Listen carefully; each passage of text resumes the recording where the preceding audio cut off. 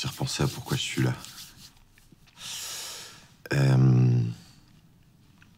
me disais qu'en fait, c'est... tu vois, j'y pense plus trop, en fait. Voilà, ça fait un moment, ça s'efface, comme je te disais tantôt. Et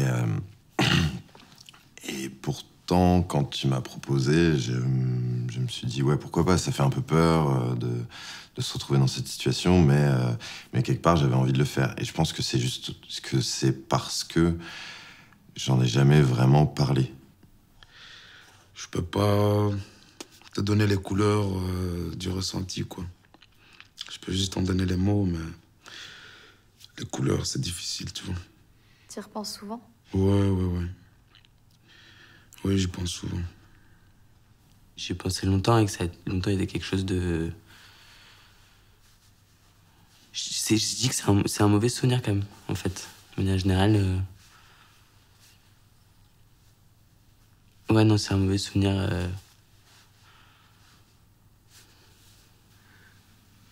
C'est quelque chose qui enfouit au fond de moi, depuis 8-9 ans, 10 ans. Tu me l'as demandé. En même temps, c'est un exercice pour moi. T'en as parlé à qui? Enfin, une amie proche. Des amis...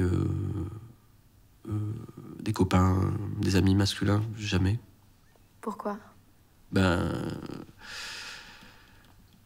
Parce que voilà, parce que les hommes sont comme ça, j'allais dire. Non, parce que je suis comme ça, parce que je suis très pudique ou que voilà, j'ai des amis avec qui c'est pas des domaines avec lesquels je suis assez en confiance et je connais ces personnes qui aient cette expérience, quoi. Elle m'a appelé un après-midi, elle m'a dit qu'il fallait qu'elle me parle.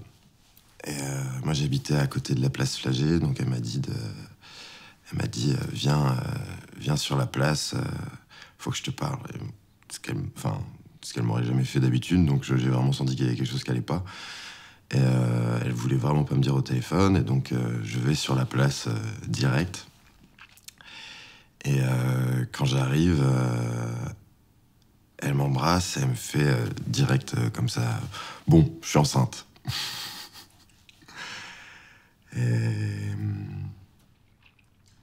Et moi, j'ai bloqué pendant 2-3 secondes. J'avais quand même 21 ans, 22 ans à l'époque. Je me voyais pas du tout dans cette situation-là. Et puis ensuite, j'ai éclaté de rire. Et puis, je l'ai pris dans mes bras. Et puis, on est allé boire un café à la terrasse et discuter, quoi. Enfin, il y avait moi, j'étais complètement dépassé, quoi. C'était juste... Ah bon, enceinte. Bon, bah, super. Mais il y avait un côté assez... au-delà du... C'est un peu comme si t'es en état de choc, surtout à cet âge-là, quand tu l'as jamais envisagé, quoi. T'apprends un truc auquel tu... Oui, on t'en a parlé, en théorie, oui. C'est possible, tu vois. Mais en pratique, c'était inenvisageable complètement que ça arrive un jour. Et donc j'étais hyper heureux et en même temps, je savais pas du tout comment gérer la chose, quoi. Et du coup, votre discussion, ça s'est passé comment? Notre discussion, ça s'est passé...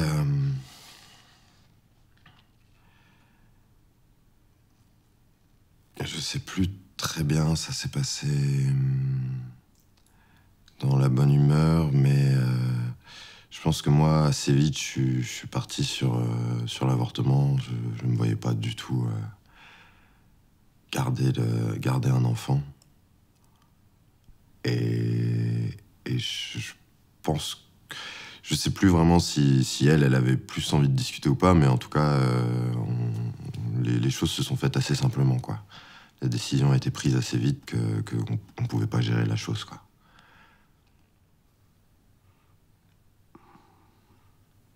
On était ensemble depuis 2 mois, à peu près. Lorsqu'un jour, elle m'a dit qu'elle avait quelque chose à me dire. Et en fait, je m'attendais à ce qu'elle me parle de rupture. parce que la relation commençait à...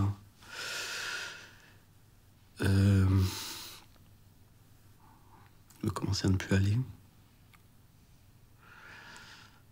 Et elle m'a dit quelque chose dont je me souviendrai toujours. Elle m'a dit, étant donné que je ne peux pas avorter, je suis enceinte. Et je lui ai répondu quelque chose de tout aussi curieux. Je lui ai répondu, j'ai moins peur d'avoir un enfant que de te voir avorter. Je m'interroge encore aujourd'hui sur quelle est exactement cette peur, etc.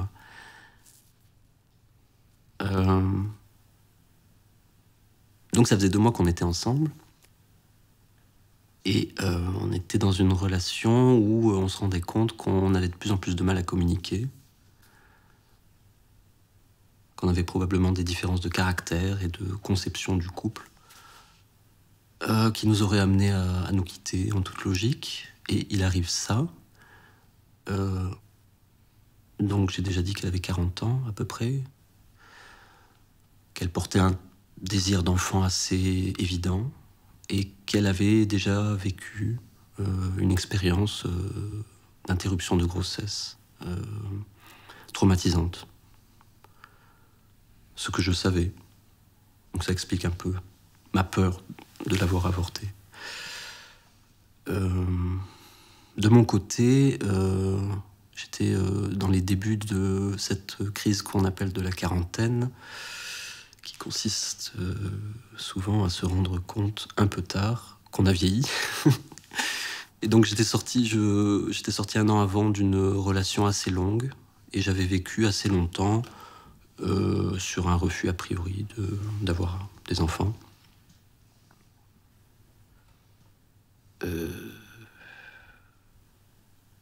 J'avais eu une relation un peu avant, un peu dure, avec une femme plus jeune que moi. Relation qui n'avait pas duré, qui m'avait laissé un peu exsangue. Et je sentais en moi que voilà, j'étais en train de changer sur cette question des enfants. Et la meilleure preuve de ça, c'est que j'avais pris très peu de précautions par rapport à ce qui arrivait. Elle aussi. On avait fait l'amour sans aucune contraception. On était censé prendre en compte ces périodes d'infertilité. Mais c'est avéré qu'elle était beaucoup plus fertile qu'elle n'en avait l'air. Donc je pense que voilà, j'étais porteur d'un désir d'enfant, elle aussi. Et donc voilà, sans trop d'hésitation, je lui ai dit que je voulais aussi un enfant, et que donc c'était pas une situation simple, effectivement, mais qu'on allait faire avec. Et que si j'avais peur d'avoir un enfant, j'en avais effectivement moins peur que de ne pas avoir d'enfant. C'était l'été, donc du coup, on avait pris quelques jours pour passer du temps séparés. Moi en famille dans le sud, et elle à Paris. Et donc j'avais 1 semaine ou 6 jours, je sais plus, juste loin de Paris, et puis à passer en famille. Et au bout de 2 jours, ça se passait bien en famille, mais au bout de 2 jours, elle m'a appelé pour me dire que elle avait fait un test et que elle était enceinte. Et donc là, au début, tu dis ok, on va juste prendre une décision et puis on va faire en sorte que ça se passe bien, quoi. Déjà, ça c'est a posteriori, mais réellement sur le moment, tu prends une petite claque, quoi. Et tu te dis, oh, un truc qui s'est jamais passé dans ta vie, on t'annonce une nouvelle qui est... tu t'y attends. Moi, je m'attendais pas, quoi.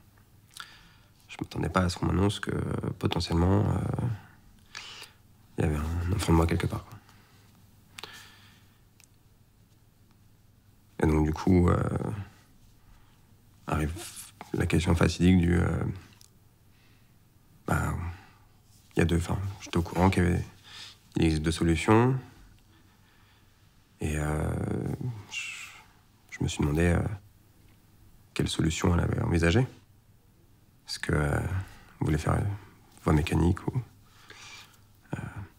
plutôt chimique. Et puis en fait, elle n'avait pas envisagé cette solution. Enfin, visiblement, elle n'avait pas envisagé non plus que je ne souhaite pas le garder. Que je ne souhaite pas être papa à ce moment-là de ma vie. Et que je ne souhaite pas être le papa de son enfant. Ou donc de notre enfant, mais je ne souhaitais pas m'engager dans la vie avec un enfant de nous deux.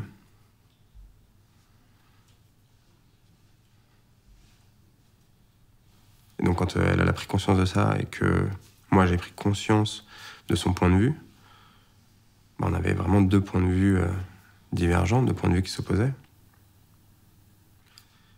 Et on est rentré dans un conflit. Je l'ai appris, j'étais à Paris, elle était en Afrique du Sud, parce qu'elle était partie pour les vacances. Et je pense que, elle était partie en me disant j'ai pas eu mes règles, mais comme en fait elle me disait toujours ça, qu'elle était en retard, et qu'elle me disait tout le temps qu'elle était déréglée, ce qui en fait n'était pas totalement vrai, parce qu'elle calculait, elle gérait quand même. Mais elle aime bien... je sais pas, elle aime bien me faire stresser, je pense, j'imagine. Et du coup, elle me disait souvent qu'elle était en retard. Du coup, en me partant, elle m'a dit je suis en retard, mais je me suis pas inquiété. Et du coup, elle était en Afrique du Sud et elle m'a envoyé un message par Facebook en me disant je suis enceinte, je le sais, j'en suis sûre. Quand je rentre, je veux qu'on s'en débarrasse tout de suite parce que je veux pas le dire à ma mère, je le dirai à personne. J'ai mes examens quand je rentre, j'ai pas le temps de m'occuper de ça. Donc tu te démerdes, tu trouves le moyen, et quand j'arrive, c'est prêt et on le fait, et après c'est une vieille histoire et on n'en parle plus, quoi. Et donc du coup, ne sachant absolument pas quoi faire, et en plus c'était à la période de Noël, donc ça fait 2 ans maintenant, je pense. C'était vraiment pile poil la période, je crois. En plus j'étais en famille comme ça, j'avais absolument envie d'en parler à personne, que ce soit ma soeur, ma tante ou ma mère. Et je savais absolument pas quoi faire, parce que on n'est pas du tout préparé, je pense, en tant que mec à gérer ce genre de situation. Je pense que personne ne nous dit jamais il faut que tu ailles voir ci, il faut que tu ailles voir ça, il faut que tu fasses ça. On a cette image des hommes qui sont toujours... c'est jamais leur problème, en fait, si, et on nous dit jamais où faut aller, qu'est-ce qu'il faut faire, c'est quoi la marche à suivre, quoi. Donc j'en savais rien, et heureusement j'ai appelé une amie qu'on avait en commun, une très bonne amie à moi. Et elle avait déjà une amie qui avait vécu la même chose, du coup elle m'a dit ce qu'il fallait faire. Donc j'étais à Lille à l'époque, je suis rentré à Paris un peu en avance, et puis on a attendu qu'elle arrive, et elle est rentrée donc d'Afrique du Sud, et là on est allé au planning familial. Elle avait le choix de le faire donc médicamenteux ou par aspiration. Je préfère médicamenteux, même si c'est plus long, je pense. Et puis elle était à 3-4 semaines, je crois, donc elle pouvait encore se permettre de le faire comme ça. Et donc ça lui a permis de rentrer à Bruxelles, et elle l'a fait à Bruxelles, chez elle. Donc je parle bien de ma relation dans laquelle j'ai vécu un avortement, donc pas avec la mère de mon enfant. C'est la relation après la mère de mon fils. Donc voilà, c'était une relation assez compliquée et complexe déjà. Donc quand elle m'a annoncé qu'elle était tombée enceinte, ça faisait déjà 2 mois, quoi. Donc je veux dire, pour moi, c'était bizarre, je veux dire. C'était pas... Donc ça faisait déjà 2 mois de grossesse? Oui. D'accord. Donc tu penses qu'elle te l'a pas dit tout de suite? Ou qu'elle n'a pas été au courant, ou qu'elle a négligé, ou que peut-être elle a eu des règles de stress, ou... Je sais pas, j'ai pas le corps d'une femme, donc je sais pas comment ça se passe là-dedans. Mais voilà, moi, pour ma part, quand elle m'a annoncé ça, je veux dire, ça m'a frappé, quoi. Je veux dire, mon fils, quand on m'a annoncé... quand la mère de mon fils m'a annoncé qu'elle était enceinte, ça ne m'a pas fait le même effet. Je veux dire, là, ça m'a encore plus frappé.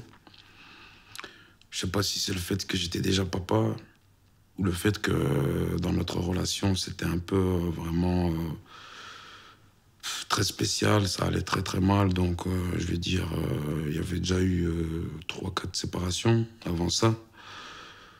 Donc voilà, je veux dire, elle en avait autant souffert que moi j'en avais autant souffert. Je veux dire, les hommes, ils n'osent pas dire qu'ils ont souffert d'une relation, mais c'est tous les hommes, ils souffrent quelque part d'une relation, mais on ne le dit pas. Et voilà, donc je veux dire, et le fait qu'elle m'a annoncé ça après 2 mois, ben voilà, comme je dis, ça peut être elle aussi qui a découvert ça à ce moment-là. Mais pour moi, c'était pas ça. Pour moi, elle me l'avait caché. Pour moi, elle voulait me faire un gosse dans le dos. Voilà, pour moi, voilà, c'était pas normal, quoi. Je veux dire, j'ai accepté le fait qu'elle soit enceinte, mais j'ai pas accepté le fait que ce soit moi le papa, quoi. Je veux dire, déjà, on venait de se séparer 3 fois avant. On venait de se remettre ensemble, ça faisait pas longtemps. Donc, je veux dire, pour moi, ça tombait pas dans la bonne période d'une relation de couple, quoi. Je veux dire... Et comment ça s'est passé pour la suite? Qui a fait les démarches? Elle. Moi, j'ai été gentiment paumé et je l'ai laissé tout faire. Enfin, c'était pas très... Je l'ai pas très bien accompagné, disons, au début, quoi. Dans préparer le truc. Et puis elle-même était un peu désorganisée par rapport à ça. Je veux dire, elle a appelé le planning familial. Elle a pris rendez-vous. Et elle me l'a dit. Elle m'a dit la date de son rendez-vous la veille ou l'avant-veille, je crois, alors qu'elle l'avait depuis 2 semaines. Et puis on a trouvé le moyen de le manquer. C'est-à-dire que c'était un rendez-vous le matin et l'après-midi, on a fait « Oh merde !» Attends, comment ça? Bah, on n'y est pas allé le matin, on a oublié tous les deux. D'accord. Et donc l'après-midi, d'un seul coup, elle fait « Oh, j'avais rendez-vous ce matin. Du coup, je vais chercher la voiture, on part à 2. Et au planning, elle est toute seule. Je suis rentré, je me suis garé devant. Et encore une fois, je me souviens pas parce que ça fait longtemps, mais je sais plus si elle m'a dit que je pouvais pas venir ou si j'y suis juste pas allé. Je sais plus.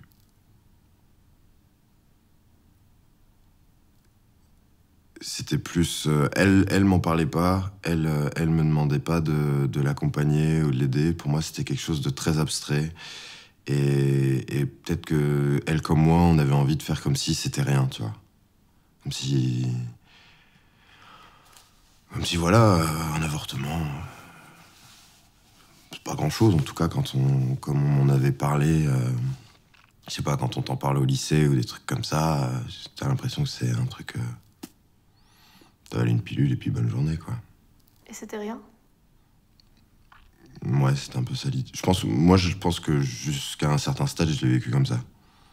C'est comme si je l'avais emmené chez le médecin pour une grippe, quoi. Et il y a un moment où ça a changé, ce point de vue-là? Ouais. Le moment où ça a changé, c'est le soir.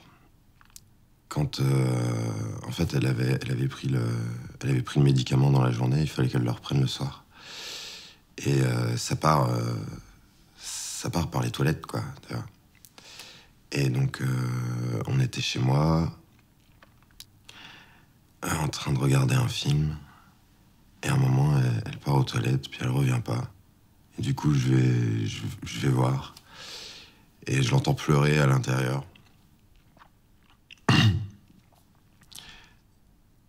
Du coup, je toque à la porte, je lui demande si ça va, je l'appelle et elle m'envoie un peu chier.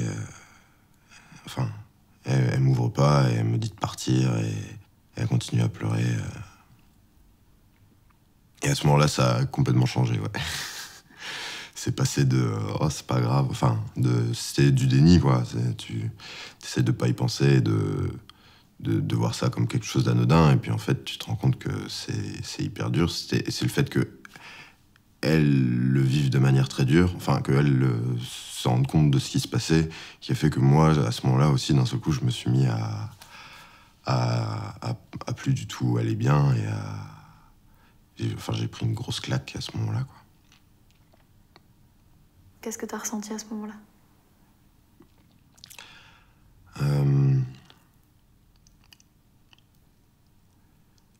Beaucoup de tristesse. Et puis énormément d'impuissance. Je suis allé sur Internet, j'ai pris un billet. Je suis rentré le lendemain. Et j'ai foncé là-bas. Pour lui parler, parce qu'au téléphone... on a passé la nuit au téléphone. À pleurer. À se déchirer. Parce que du coup, c'est un événement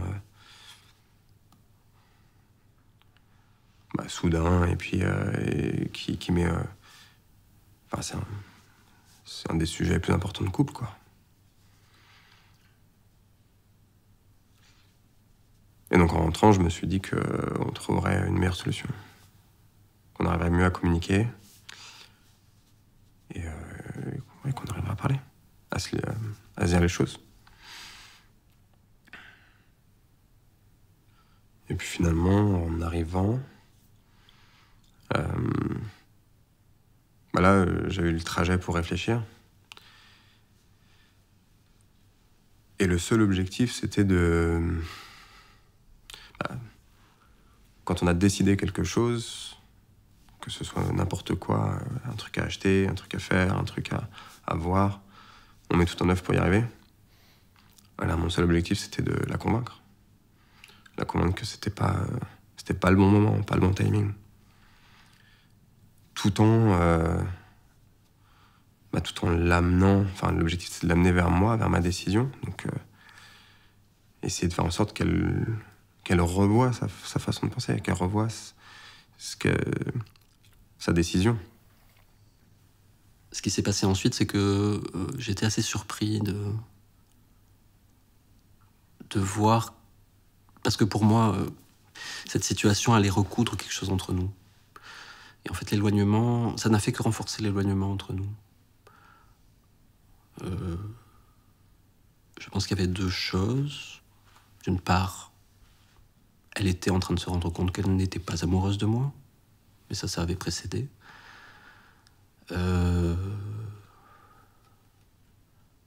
La situation lui faisait peur. Elle ne devait pas se sentir très protégée. Et elle était dans quelque chose que moi je ne connaissais absolument pas, qui était les premiers temps d'une grossesse, en termes de souffrance physique, de mal-être, etc. Moi, je ne connaissais pas ça. Personne ne m'avait jamais parlé de ça, de ce qu'est une femme enceinte. Pour moi, c'était quelque chose qui allait se passer un peu de façon idyllique. Et non, pas du tout. Un mois est passé comme ça, où je ne comprenais pas, en fait. Je ne comprenais pas où on allait. Je la voyais s'éloigner, je la voyais mal, et je ne comprenais pas pourquoi l'accord que nous avions trouvé d'emblée sur le fait que nous allions avoir un enfant ne nous portait pas vers quelque chose. Tant et si bien que, voilà, à peu près dans une période comme ça, pendant les fêtes, le ton est monté et on s'est envoyé des messages très durs. Il y a eu déjà des disputes dont on est sorti sans rien, sinon le fait que voilà, on se comprenait plus. Puis des messages durs, et puis de fil en aiguille, on s'est retrouvés un jour. Et là, elle m'a dit qu'elle voulait rompre. Ce qui posait un problème qui pour moi était d'une logique absolue, c'est que oui, rompre, oui, mais alors je lui ai parlé d'avortement. C'est sorti comme ça, je veux dire, c'est une espèce de... l'impression d'être pris au piège, d'envisager toutes les solutions et donc je lui ai dit, tu vas avorter. Ce qui, évidemment, n'était pas un ordre ou quoi, mais une injonction très pénible pour elle, évidemment. Elle l'a très très mal pris. Et donc, là, on est parti. Je lui ai envoyé un mot pour lui dire que je m'excusais, que c'était pas du tout comme ça que je voulais parler de ça, etc. Mais voilà, ça l'a profondément blessé et ça a mis un terme à notre relation. Dans mon optique de ce moment-là, j'avais été tellement blessé par la femme avec qui j'étais à ce moment-là. Et comment dire,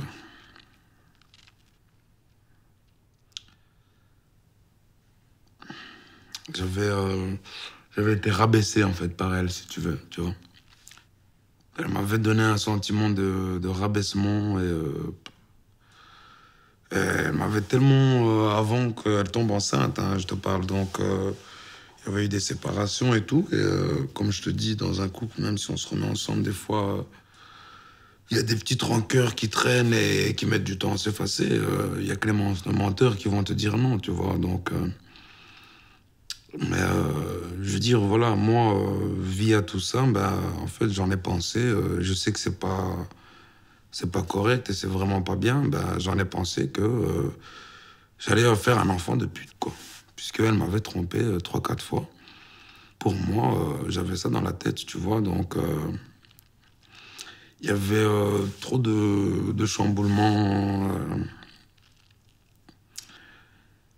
Et c'était pas préparé. Et en même temps, elle était pas stable dans le couple. Moi, j'étais pas stable dans le couple. Donc, je veux dire... Donc, elle a pris des rendez-vous et puis elle a fait un rendez-vous. Elle a fait une fois un rendez-vous. Et puis, elle m'avait dit qu'elle m'avait ramené des papiers, comme quoi elle avait fait l'avortement, que tout s'était bien passé, tout ça. Et donc voilà, je veux dire, moi, elle m'a ramené un papier jaune, vert. Les papiers à l'hôpital, ils sont rouges, orange. J'ai pas lu, j'ai cru. Donc on a continué notre vie calmement, quoi. Et puis, vraiment, arrivé au délai vraiment limite, donc à la dernière semaine, elle est venue m'annoncer qu'elle n'avait pas eu le courage, quoi. Donc, je la comprends et c'est tout à fait normal, c'est compréhensible. Quand on vous dit qu'on va vous aspirer à l'intérieur de vous, que je ne sais pas ce qu'on va faire. Donc, je pense qu'elle s'est pris un peu de panique, tu vois. Et j'ai compris ça, tu vois, que j'ai même pas mal pris qu'elle m'ait menti, tu vois. J'ai plutôt mal pris qu'elle ne m'ait pas dit qu'elle n'avait pas le courage, tu vois ce que je veux dire. Parce que ça aurait peut-être permis à mon cerveau de relativiser et de pouvoir peut-être prendre une autre décision. Mais encore une fois, jusqu'à là, je ne le voulais pas, quoi. Et avec le fait qu'elle m'avait menti en plus... j'étais encore plus convaincu qu'elle voulait me faire un enfant derrière mon dos, quoi. Donc, tu t'imagines bien que là, voilà, j'étais encore plus d'accord pour l'avortement. Comment ça s'est passé au planning? Pour moi, très mal, je trouve. Justement, c'est ce qui m'a un peu le plus... C'est pas ce qui m'a fait le plus chier. Ce qui m'a fait le plus chier, c'est qu'elle soit mal et qu'elle le vive mal, cet avortement. Mais ça, c'est un truc qui m'a vraiment choqué, je trouve. Et quand je le raconte, je m'en rends encore plus compte. Je trouve que... Donc, je te raconte, je suis arrivé, elle me dit, j'ai peur de parler à ma place. Donc, j'arrive à l'intérieur du planning, je dis oui, je viens pour ma copine, elle veut avorter. La nana, elle me regarde, elle me dit, mais ça va, elle peut parler toute seule, tu vois. Et hyper agressif, comme si, genre, j'essayais de... Je comprends pas, j'ai pas compris cette réaction, un espèce de... Comme si j'étais à l'école, tu vois. Elle m'a infantilisé à ce moment-là, mais de ouf, tu vois.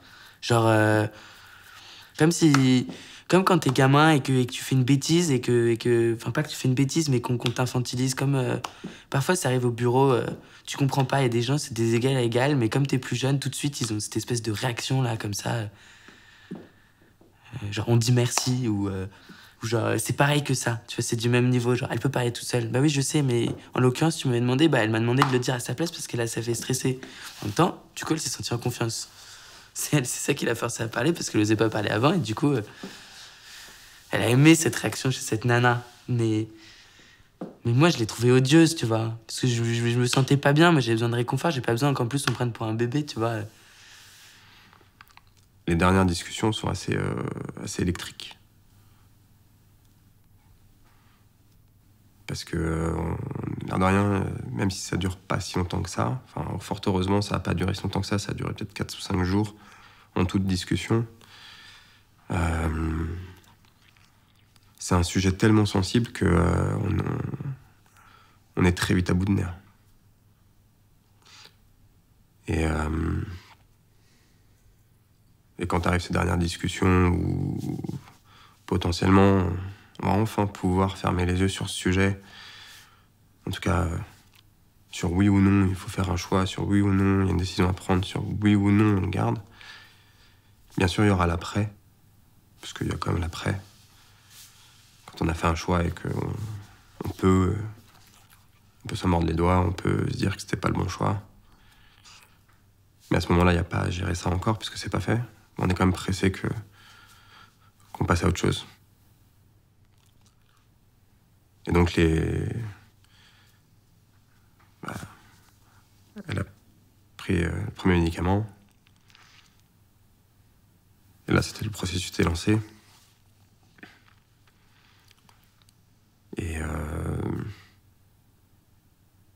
Et puis le deuxième médicament. Et je pense qu'elle s'est sentie quand même soulagée aussi également. Parce que du coup, le choix était fait. Il n'y avait plus de questionnement. Ni de son côté, ni du mien. On avait pris cette décision. Maintenant, restait à se comprendre et à accepter cette décision. Mais elle, je pense qu'elle l'a pas du tout vécu de la même manière et que ça l'a très très fort abîmée. Elle t'a dit qu'elle avait beaucoup souffert? Pas vraiment. On n'était pas vraiment le couple qui parlait. Enfin, on avait une relation très passionnelle où quand ça allait, ça allait. Et quand ça allait pas, ça allait pas. Et on parlait pas de quand ça allait pas, on cloisonnait en fait. Quand ça allait pas, bon, bah, on mettait ça dans une boîte dans un coin et on essayait de faire sans, quoi. Et donc on n'en a jamais vraiment parlé. Après, on s'est juste engueulé le soir même et le lendemain quand elle est sortie de la salle de bain, quoi. Parce que ce qui a été terrible en fait à ce moment-là, c'est que elle pleurait, je pouvais rien faire, je pouvais pas aller la voir, j'étais complètement mis dehors de ça. Du coup, moi, j'ai commencé à penser à moi, entre guillemets, à me sentir mal, et à me sentir en colère, et à pleurer. Et finalement, quand elle est sortie, moi, j'étais plus du tout en état d'être là pour elle. J'étais une pauvre loque complètement désespérée sur son sort et dépassée par ce qui se passait.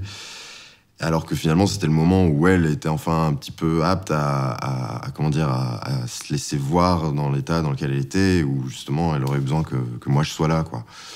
Du coup, on a passé la soirée à s'engueuler après, et le lendemain, enfin pas que, hein. mais ça s'est mal passé, et puis on s'est rabiboché comme on sait tout le temps, et on n'en a plus jamais vraiment reparlé. On s'est pas vu pendant tous les premiers mois de sa grossesse. Et moi, je suis parti. J'ai voyagé, j'ai beaucoup réfléchi, beaucoup écrit, tourné tous mes doutes dans tous les sens. Et je crois que dans cette période-là, si je me souviens bien, je me suis rendu compte que mon désir d'enfant était, alors que je l'envisageais comme quelque chose de très simple, était en fait très complexe, très composite, et qu'il fallait que j'assume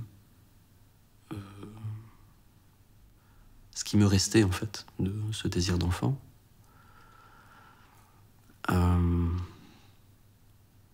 Dans mon désir d'enfant, il y avait évidemment un désir de couple, un désir voire de famille en fait, qui était assez inconscient puisque avec cette femme, j'avais jamais pensé à habiter ensemble. Il était clair pour nous qu'on allait rester très autonomes, etc.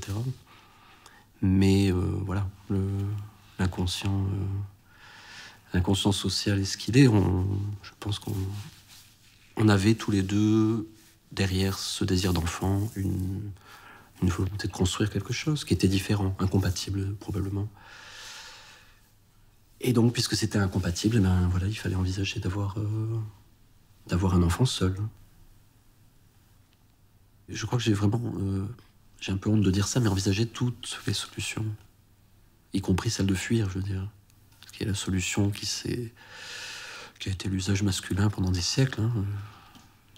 Nous avions ce grand privilège autrefois, Jean-Jacques Rousseau, enfin, des grands noms, de tourner les talons et d'abandonner les enfants. C'est peut-être... voilà. Aujourd'hui, non. Ou alors, quand même assez difficilement. Enfin. Mais j'ai même pensé à ça, oui. Et comme c'était pas du tout envisageable, oui. Non, je lui ai dit que, oui, j'arrivais, que je voulais participer à l'échographie. Donc j'ai participé à l'échographie. Et pendant toute une période, ça a été une relation assez froide entre nous. Ça a été dur. J'avais une très grosse mauvaise conscience. Et les premiers temps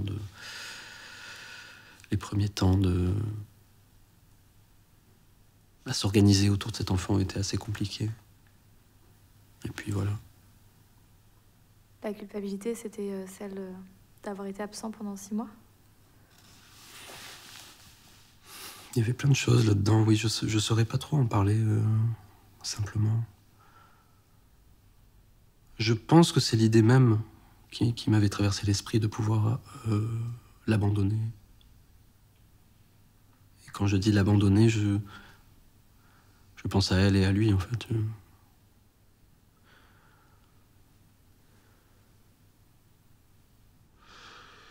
C'est difficile d'expliquer le choix que j'ai fait, quoi. Qu'elle n'a pas fait, elle, puisqu'elle a suivi mon choix, en fait, au final, tu vois. Donc, c'est vraiment ça, en fait, qu'il faut se dire, c'est que cette fille-là n'a pas voulu avorter, tu vois. Il m'a fallu un moment pour me rendre compte de ça, tu vois. Que cette fille-là ne voulait pas avorter, tu vois, et que je lui ai fait faire quelque chose qu'elle n'a pas voulu faire. Et t'as ressenti quoi quand t'as réalisé ça? Bah... c'est pas possible de t'expliquer ce qu'on ressent à ce moment-là, tu vois. C'est pas possible de t'expliquer ça, tu vois. Je saurais pas t'expliquer... c'est pas explicable. Tu vois, on pose toujours ces questions-là à la nana qui sont légitimes. Est-ce qu'on te force pas à avorter, machin On m'a pas posé ces questions-là, moi non plus, tu vois. Donc, je veux dire, tout le monde s'en foutait. Mais dans un sens, je trouve que c'est bien de poser ces questions à la nana, parce qu'il y a plein d'abus, il y a plein de... C'est un endroit où il se passe des choses un peu horribles. Je parle pas de l'IVG, je parle dans les couples et dans les relations. C'est un endroit où t'as beaucoup de gens qui sont forcés à faire des choses, où il y a un questionnement, je veux dire, dans le couple, en fait. Et aussi dans le féminisme, mais pas le féminisme, pas la féministe de tout à l'heure, le féminisme, le vrai, tu vois. Je pense que c'est un endroit où il y a énormément c'est genre un endroit où il y a un nœud, où il y a ce discours, en fait, qui... Mais... Donc c'est normal de poser ces questions-là, mais comme je te le dis, c'est vraiment ça. Personne ne m'a demandé à moi, tu vois. est-ce que cette nana, elle est pas en train de te forcer à perdre ton gosse? Non. Personne ne l'a demandé. Tu te rends compte comme c'est absurde? Je sais pas si... Bah, étant donné que c'est le droit de la femme de disposer de son corps, ça me paraît légitime qu'elle t'ait pas posé la question. Ok. Et en même temps, si elle l'avait gardé, comme tu l'as dit tout à l'heure, on aurait pu, tu vois... Je suis d'accord avec toi, mais en même temps, je trouve pas ça normal quand même, tu vois. Elle va voir, il y a un médecin qu'elle va voir, il y a un espèce de psy à qui elle parle, tu vois. Moi, j'attends dans la salle d'attente. Avec les autres gens qui attendent pour aller au planning familial, je sais pas si tu vois l'image déprimante que c'est, genre. C'est un bâtiment horrible, tout gris, t'as des brochures de la mairie, comment bien faire son IVG, enfin tu vois l'ambiance quoi. T'as des petites affiches de publicité avec des gens qui font comme ça, mon IVG s'est bien passé, enfin... Genre toi t'as le droit à ça, alors que t'es aussi en train de le vivre. C'est pas... Tu te fais pas opérer, mais moralement c'est... Je trouve que t'es quand même vraiment dans le problème aussi quoi, t'es à moitié dedans comme tout le monde, c'est... J'ai été exclu alors que je voulais m'impliquer.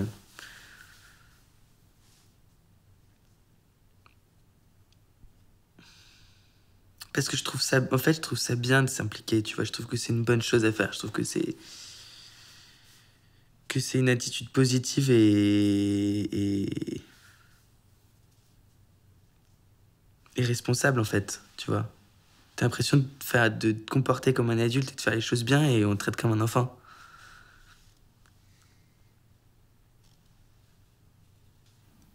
Le truc, c'est que là, finalement, la décision finale m'allait. Mais si ça m'était arrivé et qu'elle avait voulu le garder, j'aurais fait quoi, moi? J'aurais fait quoi? J'aurais pas... Je me serais jamais imaginé la laisser tomber. Je me serais pas imaginé ne pas reconnaître l'enfant. Et en même temps, je me serais pas du tout imaginé garder un enfant.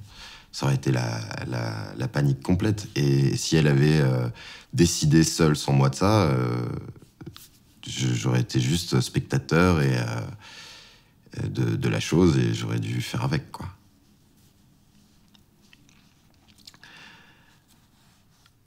Concrètement, on parle de... Donc, dans mon cas, c'est l'envers d'une situation d'interruption de grossesse. C'est la situation où un homme est forcé d'avoir un enfant. Oui, c'est aliénant, évidemment. On a l'impression que quelqu'un choisit pour soi.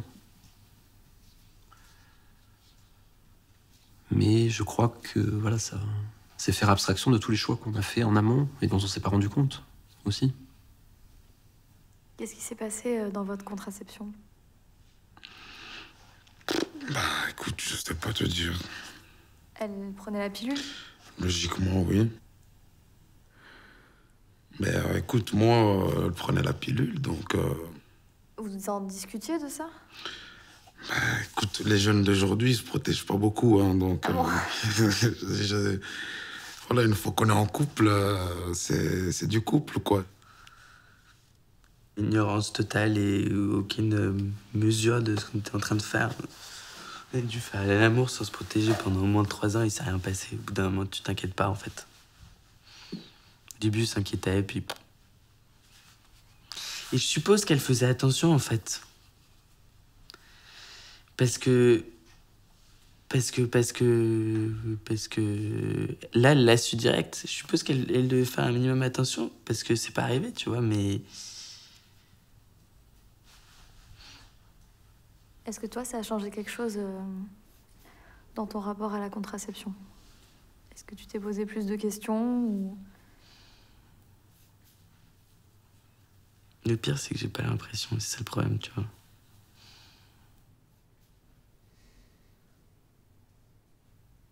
Tu ressens quoi quand tu repenses à cet événement? Quand je repense à ça...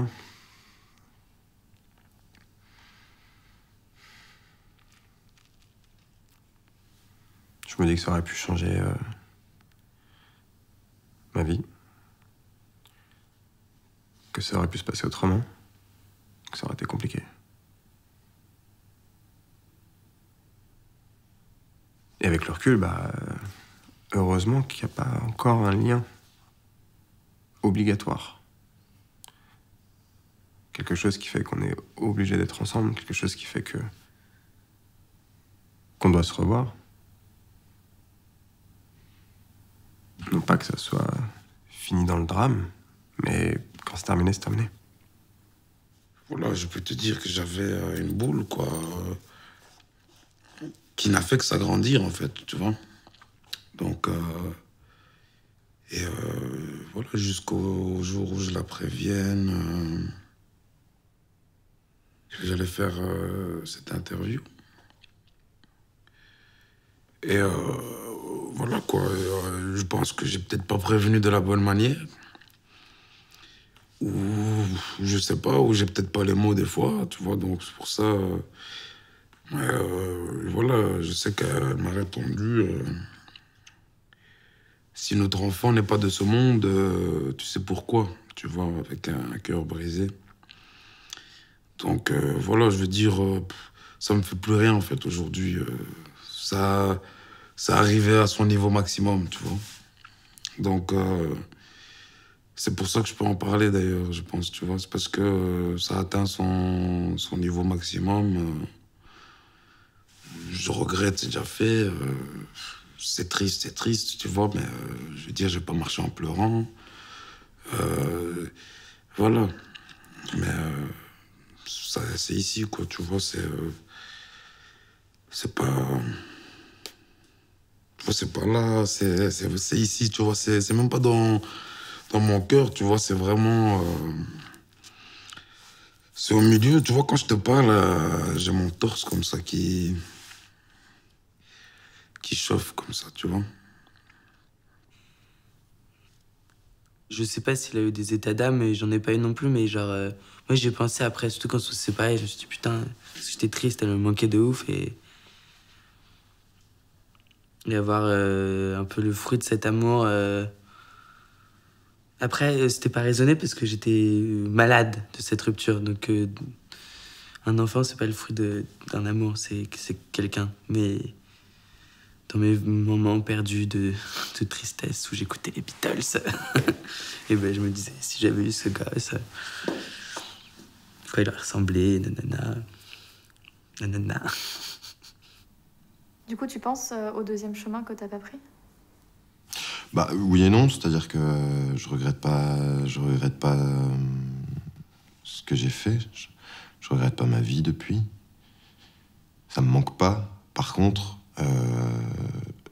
l'idée de la paternité, l'idée d'avoir un enfant, c'est clairement rentré dans le champ des possibles pour moi, alors qu'avant, ça n'existait pas. C'était très théorique. Pourquoi?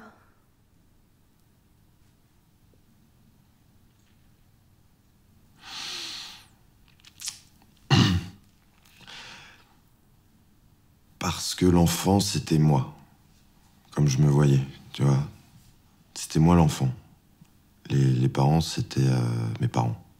Et j'ai eu ce truc un peu de l'adolescence qui dure, bien au-delà des 20 ans. Et je me sentais encore vraiment comme un gosse. Et c'était juste pas... C'est un peu une construction identitaire, tu vois, à un moment. Tu t'identifies comme l'enfant. Et je m'étais pas fait à l'idée que je pouvais être le père. Rien que de le dire, c'est un truc qui encore aujourd'hui me fait oula. Père. Le père, c'est mon père. C'est pas moi. Tu vois. Mais je cherche encore tous les jours ma place par rapport à cet enfant. Parce que ça n'est pas dans ce qui m'est demandé. Ça excède ce qui m'est demandé. Et c'est à moi de savoir, quoi. Et de surtout éviter que ça devienne une violence. Je sais pas comment dire ça. Parce que on a encore, je pense, on hérite encore un peu de cette idée que la place du père, c'est la place de celui qui sépare l'enfant de la mère et des notions de ce type-là. L'autorité, Or tout ça, c'est à peser avec beaucoup de précaution, à mon avis. Donc je me méfie beaucoup de mes réflexes par rapport à ça.